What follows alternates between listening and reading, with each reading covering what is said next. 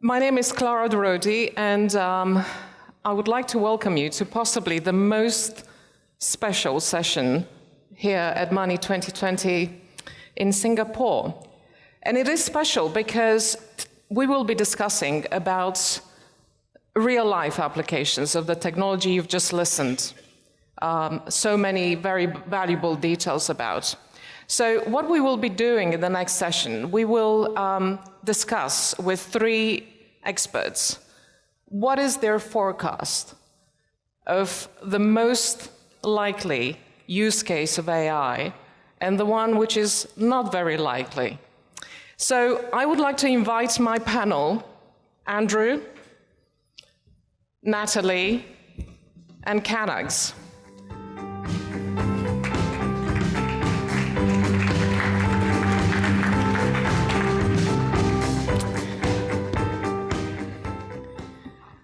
You're welcome to ask questions. You can do so through the app, Money 2020 app.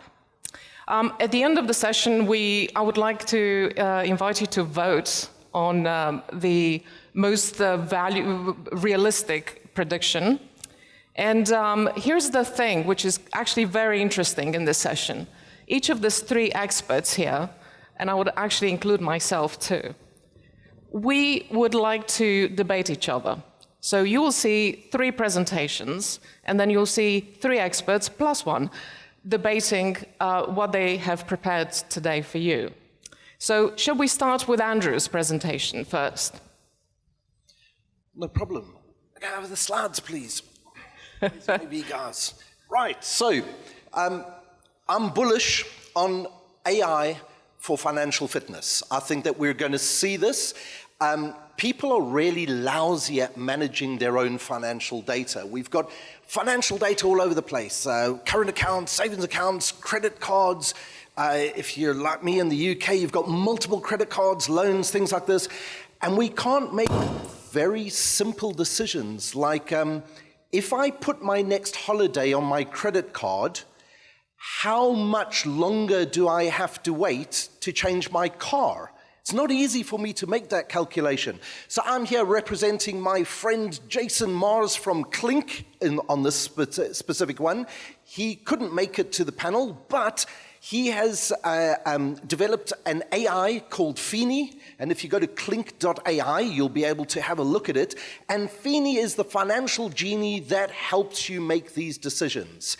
And it will start rolling out when more and more companies start adopting this kind of thing. And I think that we can achieve better financial fitness through AI, understanding our context and our intent, what we are trying to achieve within our financial lives. So I'm very bullish on that, and I think that that's going to be a great thing that's going to happen with an AI application within the next 3 years, quite easily. Next one. Do we have a clicker? Fantastic. So I'm bullish on AI providing our employees with superpowers. So I'll use an example here. I used to work at Visa. And when I was in Visa, the guys in our customer service team, on day one of joining customer services, they were given these huge, big, thick manuals called the operating regulations. They were about this thick. And you had to learn 3 of them to understand how to help the customers. Okay, I don't mean the end customer, the cardholder. I mean the other financial institutions, the banks. And I can tell you it's not easy wading through that stuff. You've got to be a special kind of person to want to read it in the first place. But an AI can understand that and bring out the context. And instead of exposing a chatbot directly out to the clients and removing the human interface, Credit Suisse, for example, deployed an army of internal chatbots to help its customer service people understand the myriad of difficult regulations and operating procedures that they had. So when they had a client on the phone that said, tell me about the cross-border chargeback regulations, because we've got the specific case. The employee can quickly either type or even talk if it's a voice chatbot, and then go, oh yes, I've got its regulation section, this, that kind of a thing, and it significantly improves the customer service you can provide without it taking away the human element. So giving your employees superpowers and improving the employee experience is something I'm also very bullish on when it comes to AI. We have the next one. Right, now this one I'm a bit bearish on, okay? I don't believe this is going to happen. It makes good Hollywood movies, right? We're all going to lose our jobs to robots. And if you believe Hollywood, we're all going to die because of the robots. If you watch the Netflix series Black Mirror, it's a dystopian future that sees none of us working and the robots doing everything. Bull. I don't believe that's going to happen. And I don't believe that's going to happen for a good purpose. Okay, I am an academically trained futurist, and people believe that that's somebody who predicts the future. Futurists don't predict the future. That's a couple of people who like getting credibility for trying to make predictions that they won't be alive around for them to see whether they're true or not. A true futurist helps its clients understand the range of the future. Because the thing is, we're here today. The future hasn't happened yet. So I help my clients understand the multiple possible paths of the future, right from the dystopian Black Mirror where the robots take over, all the way through to the fairy tale future where the robots or the AIs are there to help us and augment us. And then I say to my client, now pick which one you want to build. And let's build that future together. And I'm confident that there's enough of us around that understand how AI can be used for positive good, that we will prevent the world being destroyed by AIs and robots. But just in case, it might be a good idea to learn how to do robot repair or AI repair. So those are my three predictions. Two, I'm really bullish on, and the third one where I'm going, it's overhyped. Don't worry about robots taking your jobs. Over to you. After such a passionate account of the future and about the future, let's invite Natalie to give us a little bit of her views. Well, thanks, Clara. So I think for me, I really believe that AI would really help provide better customer service. I mean, I hope we all agree that our current customer service really sucks. Every time you have to call your telco, you probably end up waiting for hours on the phone to wait for a technician to pick up the phone. And that's just not the way that it's going to work in the future. And natural language processing is going to help enable a lot of that. Siri at the moment, I think, reaches above 95% in terms of voice recognition. And that is higher than most human. So, now with, voice recognition is close to perfection and better than majority of the human can do, the next frontier is really to understand, I guess, the spoken demand. Right? So once you understand exactly what has been communicated, how do you understand the intent of that particular question? So currently, I think Google, Amazon, and Apple have been invested a lot of money into bringing that capability to life. Currently, though, I think it still has a lot of limitations. So I'm sure if you have, an Apple HomePod or an Alexa at home, you probably have experienced this before, is even though it can translate your spoken demand very correctly, most of the time still it would miss the very complicated task, the very complex one that you ask for. And currently, most of the applications that I guess are successful in understanding that particular intent is still very much like a narrow application. So think about in a bank, for example, there's a high chance that AI in the next 2 years will be able to understand a particular demand about taking out a loan with very high accuracy. But AI is still not going to be able to understand everything that you ask for. But in the next 2 years, I think we're going to see a massive shift in customer service, that's for sure, and AI would take the heavy lifting in that. The next one, I think, is going to be finding important insights in big data. And I know this sounds terribly boring, but this is actually one of the most exciting fields in application for AI at the moment. Currently, if you are working, I guess, in a big organization, and you've probably heard the very boring lingo like data-driven decision, you know that it's actually really hard to do in real life. Because if you want to understand what is happening, why revenue is not increasing, you need to engage with a data analyst. And the way that you engage with a data analyst is you have to ask a very specific question. We call it hypothesis testing. And sometimes you get the answer back and you're like, well, that sounds possible, but am I missing something else? Is there something else in the data that I don't know?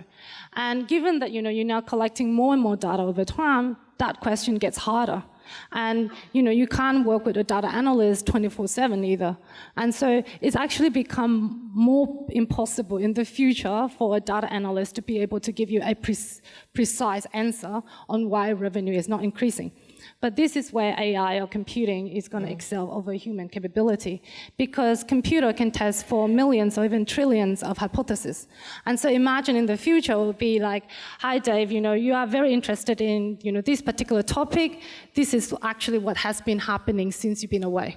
So instead of you having to give out a very specific question, the AI or the computer will come back and tell you what you need to know to do your job. And I think that's going to really change how organization is going to be run in the future. I think what I don't believe that's going to happen in a very short amount of time is AI learning by themselves. And for those who don't know me, my name is Natalie, so I work with a company called HyperAnna, and we're Siri for analytics. So, analyzing data is our bread and butter. And a lot of the time we receive requests like, if I plug your application into this very small data set, can it tell me everything that is happening in the world? That's not how AI works, right? AI at the moment is still very much, you have this input and you have this specific response as being, and the AI is trained to look at this input to understand what is the possible response. So AI is not going to be able to just plug and go. There's still a lot of learning and training costs that's going to be involved in that. And it's only going to be as good as the data that we collect. So when we think back about all the customer service or even, the data analytics, you can see kind of like, what I think is we have more data, or now we're starting to collect more data for specific purpose. So like, the spoken demand or the spoken request of your customer to take out a loan. We haven't got that record before, not in the data-ready format for AI to analyze. Now we start doing that. So in the future, you can see a lot of, I guess, like very industry-specific type of AI that just carry out to do that task, but it's not going to have a general AI that you just plug and go and solve every single problem. Fantastic. Natalie, thank you very much. So you had a futurist here. You had a computer scientist, an AI company, talking first-hand experience, and now we have Canax. Again, first-hand experience at embedding this technology in real life in a bank. Thank you. If launching 2 applications which have AI in the back makes me an expert, then I'm one. As a practitioner, as a banker, I look at AI from a perspective of what economic value it will create for the organization as well as for our customers. So when I look at it from that perspective, I'm very bullish on AI's applications which will augment a financial institution's capabilities. For example, digital KYC, identifying a customer, whether they are transacting or whether they're coming into the bank for the first time. Ability to learn how to become more efficient at generating leads and opportunities. Ability to understand the risk profile of our consumers, or even reducing fraud from through behavioral heuristics. These are applications that are actually real, and we've seen tremendous benefits that have been accrued over the last year through some of the activities that we have done within the bank using these technologies. If you go to the next slide, I'm also cautiously optimistic about financial fitness and empowering consumers through what we call as personalized insights. Now, if you look at this, we launched a platform called EVA about 1.5 years back, and it's got a very good take-up rate. And what it helps is it lets consumers message the bank with what they want to do, whether they want to do a transaction or a payable, or even understand how their spending patterns have been progressing and what they can do to save more. But what is important here is this has got 2 capabilities at the back. One is data analytics to really give insights to the consumers, which is pretty powerful because you have sufficient machine learning capabilities that can provide that in real time. The second one is really natural language processing and understanding and generation. And that is, I think we all have to appreciate that that is still maturing and take baby steps towards how we use it through narrowing of scope. Otherwise, you'll end up creating a huge customer experience issues with your expectations over AI and your technology not really necessarily meeting what is that expectation, because as you said, it's all evolving. So, but I'm still bullish on this because this is huge potential benefits to the end consumers. What I'm bearish on, it is quite controversial, if I can go to the next slide, please. Is real-time direct-to-consumer robo-advisory. Now, yes, technology is there to do this, but we have to look at it from a perspective of consumer engagement and trust. A millennial might put $20, but would you put $200,000 in a advisory that's managed completely on its own? There's no black swan event yet that these advisories have gone through. What would happen in that situation? And from a business perspective, there's a huge cost of acquisition of consumers, and I haven't seen enough cases that shows how a revenue per consumer corresponds to the cost of acquisitions. But there's opportunities here as well, right? If somebody can get behavioral finance and behavioral science appropriate and embed that within these robo advisory, then there's huge opportunities. But right now, this area is, in my view, quite overhyped. Well, fantastic. Now, for the next 10 minutes or so, we will start challenging each other. And again, if you have questions, please do ask them via Money 2020 app. So who's going to start? Who's ready? Andrew, you look like you're ready. I'm always up for readiness. So I've got a question about augmenting a bank's capabilities. And this is something that I've debated also with the guys at Clink, in that right now, I don't know whether or not I trust that whatever the bank puts in place is in my interests and not in the bank's interests. And I'll tell you why I say that. If there's an AI that's independently developed by a third party to work in me as a customer, in my interests, I'll place quite a lot of trust in that. So Clink with their Fini, it's an independent, impartial advisor. So if it says, Andrew, we recommend that you don't take out a loan at the moment because that's going to be a bad idea. Whereas I've got the suspicion that if I went to a bank and it had an AI, it went, yeah, we can milk Andrew for more money, give him a loan, give him a loan. And they'll actually overextend me on purpose because it's in their interest. It drives their profitability. So how does the bank develop an AI that not only augments the bank's capability, but actually helps its customers at the same time? I would take it one step back, which is, if a bank is not customer-centric, then that question doesn't exist at all in the first place. If a bank You know what the banks are like today. Well, yes and no. I mean, let me talk for my bank. We believe in creating value for our customer, and if we don't create value for the customer, that relationship is lost. At the end of the day, banks have something which has been there with them forever, which is trust. And that's the foremost thing that I as a banker need to upkeep. And if I lose that trust, it doesn't matter if I have AI or if I have people. I'm not going to have that customer. So as long as I have that baseline, it's the culture in the bank that's going to drive that, whether it's machine or machines that are created by the humans who are creating that trust. So if you have that culture, then I don't think we're going to have a problem with what the machines are going to do, because it's ultimately humans who are going to create those machines. Can I just jump in there and just ask you guys, how do you think you can build trust? Because we keep talking about trust. And I put it out there, trust sits at the very center of our industry. And exactly the point you've just made. How do we build trust using this technology? I'll just give you a pointer to start with. How do we build trust? We build trust when we know what to expect, okay? It's reliability, it's competence, no? What else would you like to add to these two elements when building trust with your customers? So you build a system which is reliable, 24/7, it's competent. What else do you think would be the third ingredient? I mean, reliability, availability, consistency in terms of how you behave with your consumers, that's probably one aspect that I would add on to what you just said. Consistency, it's one of the third pillars. I usually mention it. And actually speaking, machines are probably more consistent than humans. Absolutely, So, and AI, you have just paved the way to the next comment, which is indeed machines are these are tools which enable us to deliver this kind of reliability, consistency, and competence to our customers. So, Natalie, you look like you're ready to ask a question. Oh.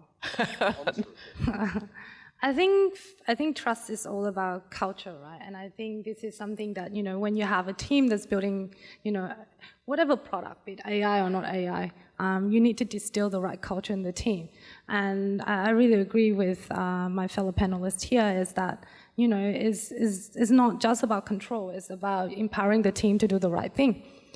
Especially when you build like an AI application that potentially, suggests, action to the consumer. This has become really, really important that you have the right values in your culture. There is a top question. Now, if I may just draw your attention to the questions from the audience, the very top one, which Natalie, perhaps you would like to look into, enlighten us a little bit. Okay. Well. So I'll just read out the question for people. I think is, really asking about what's the right, data acquisition strategy to improve the input, and for that, I think you will maximize the output.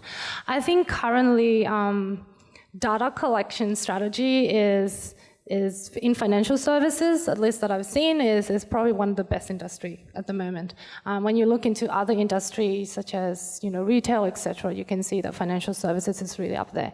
And a couple of things on why I say that, I think is because clearly there's a data collection strategy, but also cleaning. And I think everyone who's kind of have been dealing with machine learning problem understand that data quality is everything. You have, crappy data quality, is garbage in and garbage out immediately. So, but what is lacking, I would say, is having a problem statement in how you want to collect data, like exactly what are you collecting this data for? At the moment, a lot of that, I think, is a lot of the data collection piece of work is being done by engineers, not so much data scientists as not so much the business owners. And I think you've got to bring all of these people together. You've got the data engineers that understand how to build the infrastructure to collect that. You've got the data scientists that understand how to solve the problem with data, so therefore can spec out the data requirements a lot more precisely. And you've got the business owner who understand exactly what is the business problem that you're trying to solve, and therefore spec out exactly the scope for the data. Because we know that we can't collect everything, and it's not that useful either. So understanding the scope, then understand how we execute it is really important. And in my experience so far, I think we don't bring the data scientists or the business side into the equation when we think about data collection. Not enough. If I can add on, my experience with this is exactly as you said, is about problem statement definition, and it also about the scope. Sometimes we take on too much and rock the boat, and we end up with really horrendous outputs. We need to define clear, simple use cases that you can POC, make sure it works, and then show the results and move on from there. Banks have tremendous amount of data on content. The problem is they are all over the place. There is a lack of enterprise content management, architecture and delivery. There is data on multiple systems. It's very few banks who have had the ability to, I would say, pull it into a central data warehouse, but more importantly, clean that and scrub it and make sure the data is valid. So it's a one step at a time. We have to be clear about what we want to achieve and understand the challenges that we have and figure out baby steps. If you try to do too much, so I would refrain from doing that, right? On the point of data, I would add here, from my experience working with our clients, banks, asset management houses, wealth management houses in Europe, we see a tendency of people looking at their AI strategy in a piecemeal way. So when you adopt anything in a piecemeal way without a joined up strategy, roadmap, you name it, it's not going to deliver. So to your point, it's something to reflect. So one takeaway, think about building a strategic roadmap for adoption of AI. So we're going to take another question in a moment, but in the meantime, just a reminder that please do vote. You have the possibility of voting for the most successful prediction or the best forecast, in your view, out of the three you've seen so far. Can we go back to the questions, please? Now, in terms of practicality, let's just pick this question on. It was a question here. Yes, the top one. What is the most successful example of AI in financial services that you've seen work today? Alex, can we start with you? Just quick answer. Fraud analytics, right? Surveillance. Preventing digital fraud is probably one of the best examples that I see, which is real, and it's working.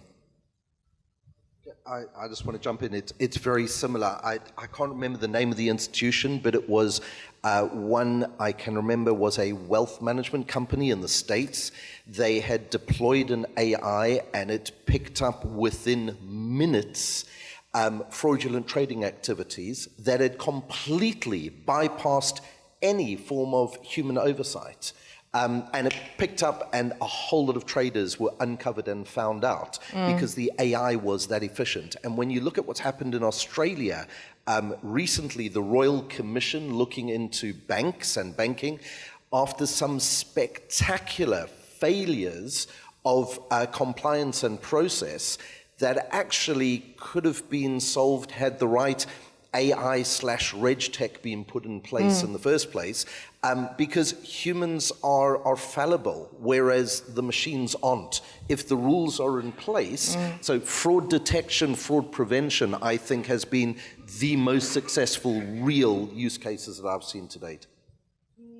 I think fraud detection is probably a good example of using statistic and machine learning. I wouldn't call it pure AI. The main reason is fraud detection heavily relies on human in the loop, right? So I have never seen a case that fraud detection works with just computer. It is always human in the loop that is the determining factor. And actually the key to unlock fraud detection is to work out the workflow between computers and human.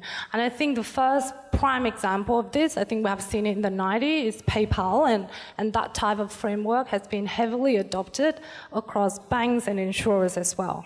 And the reason why human is so important is because you imagine statistic and machine learning is all about input.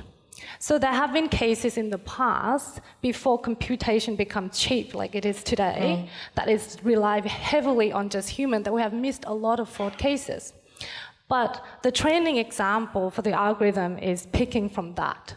So there is still, the blind spot that human has to continue to develop.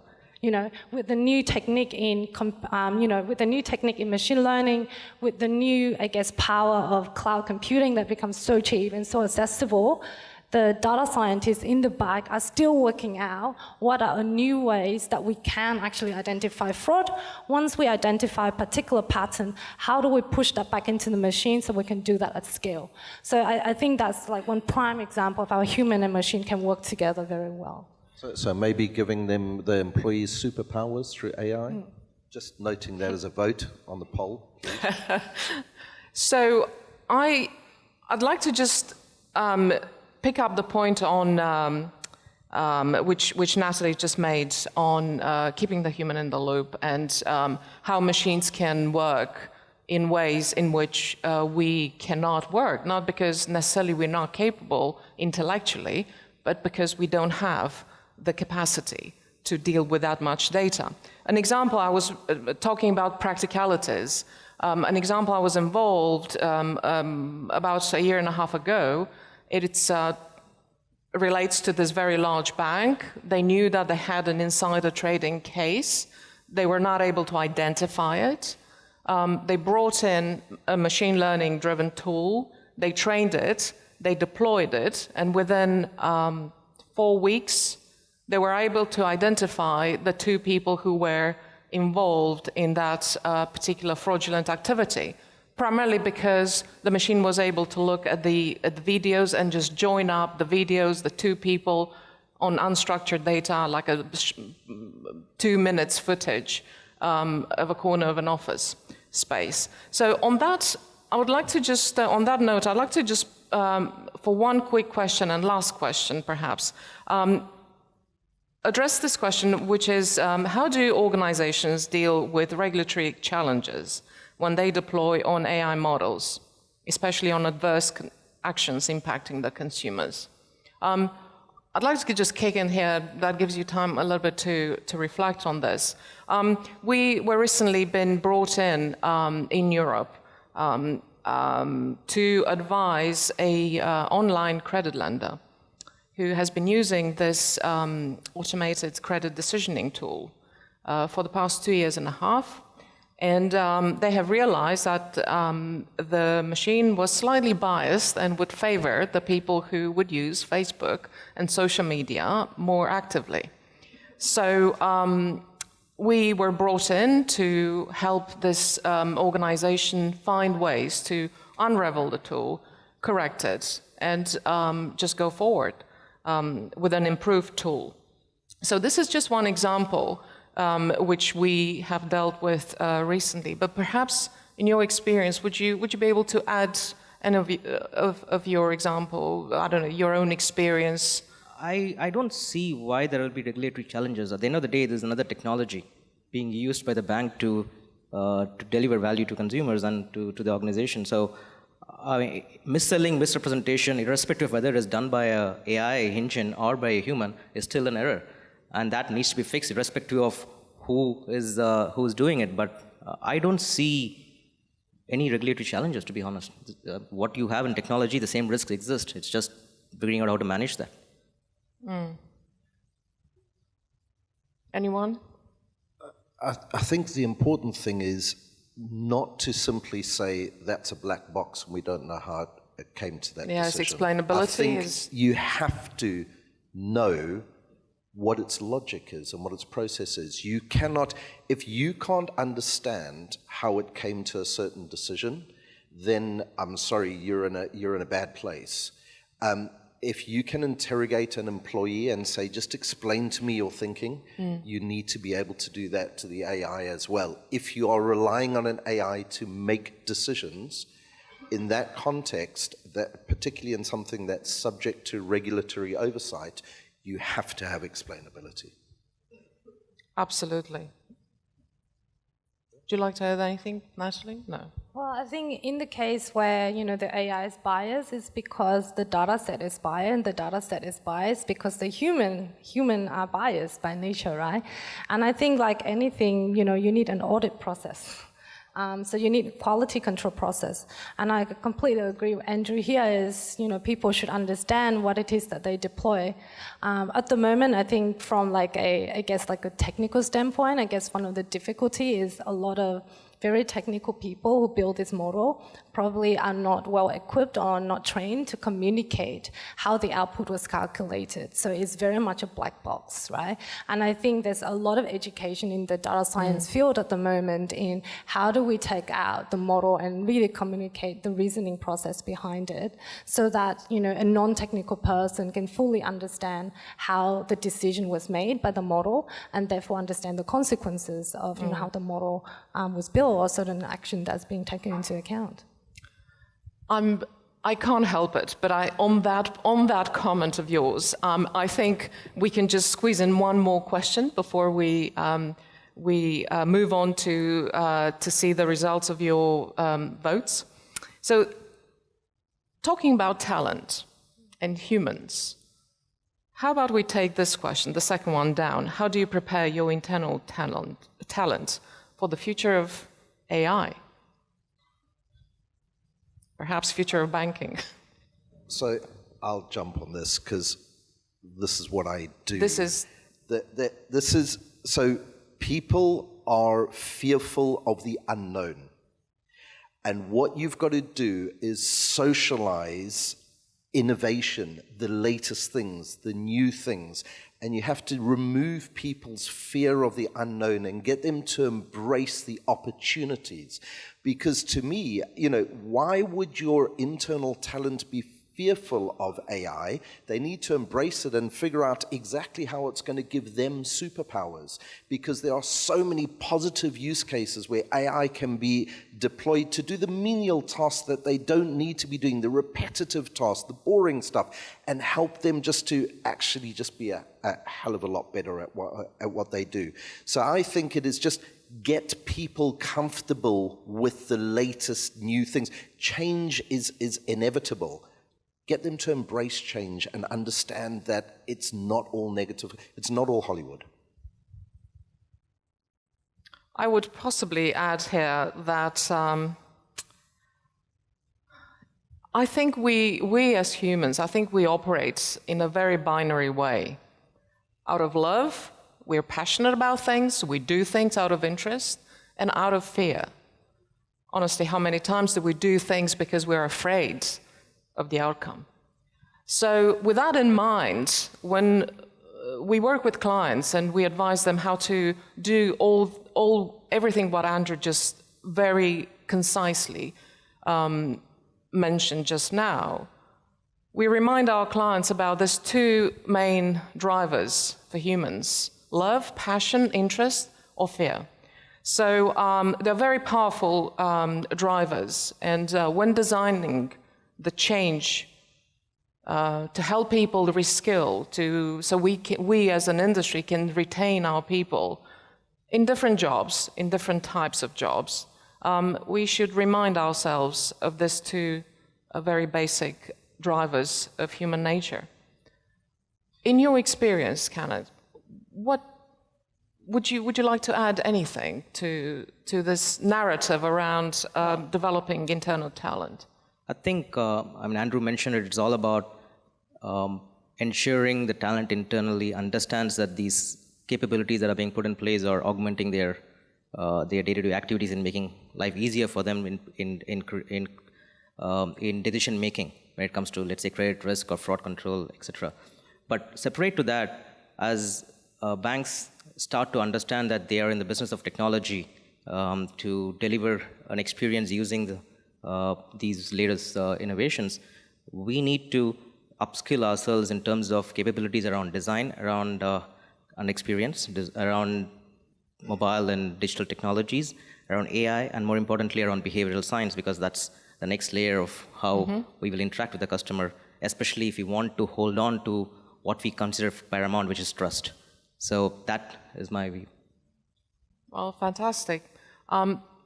Natalie, would you like to add anything? If not, we can move on. Not really. I think I agree with both of the panelists here. Yes. So we have a few minutes left, and let's see the votes.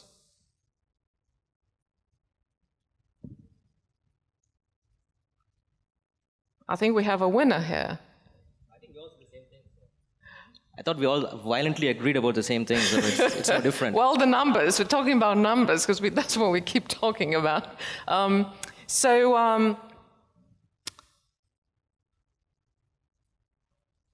think we have another winner here.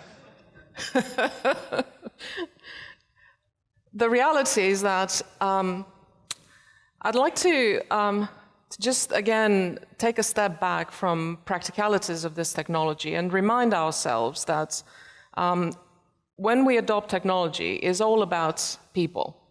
People who build technology and people who use technology. And in our industry, this tool, this set of techniques, is just a way to enable our businesses to grow and exactly as Kanat said, put customers at the center of everything we do.